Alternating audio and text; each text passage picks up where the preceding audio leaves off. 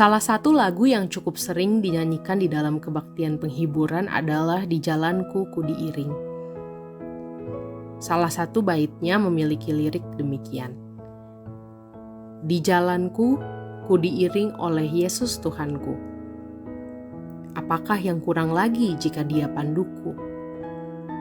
Diberi damai sorgawi asal imanku teguh. Suka duka dipakainya untuk kebaikanku. Lagu yang sering dinyanyikan di dalam suasana duka ini sebetulnya mengandung makna yang begitu besar di dalam kehidupan beriman. Kita melihat bahwa hidup yang harus kita jalani kadangkala seperti roller coaster. Kadang kita di atas, tetapi dengan segera jatuh ke bawah. Kadang jalan kita lurus dan lancar, tetapi juga berliku di lain titik. Iman merupakan aspek penting yang perlu untuk kita pelihara. Bukan hanya pada masa suka, tetapi juga ketika kita dilanda duka. Lagu tersebut mengajarkan kepada kita bahwa hidup yang berliku ini justru menunjukkan bahwa di dalam perjalanan iman, tujuan kita bukanlah berada di puncak kejayaan hidup. Tujuan utama kita bukanlah meraih prestasi yang selama ini kita impi-impikan.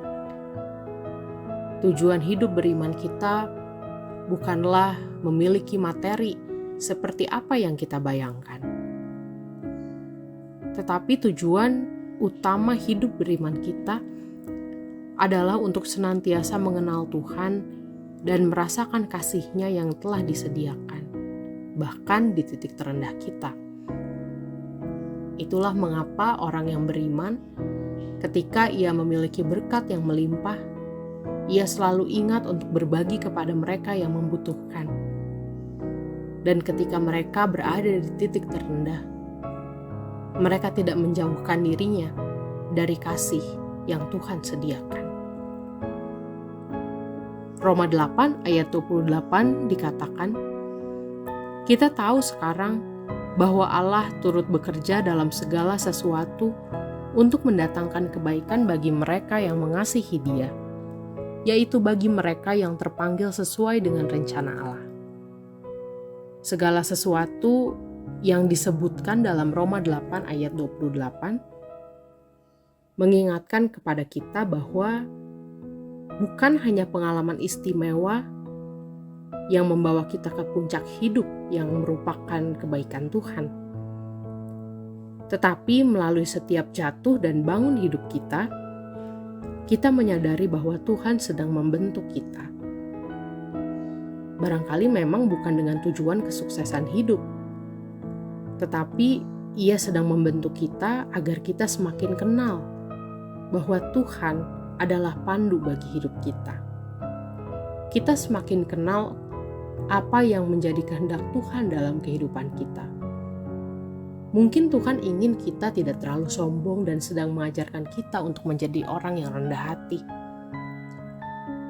Atau Tuhan ingin membentuk kita untuk menjadi pribadi yang lebih berserah kepada Tuhan, bukan kepada keinginan atau bukan kepada pemikiran kita sendiri sebagai manusia.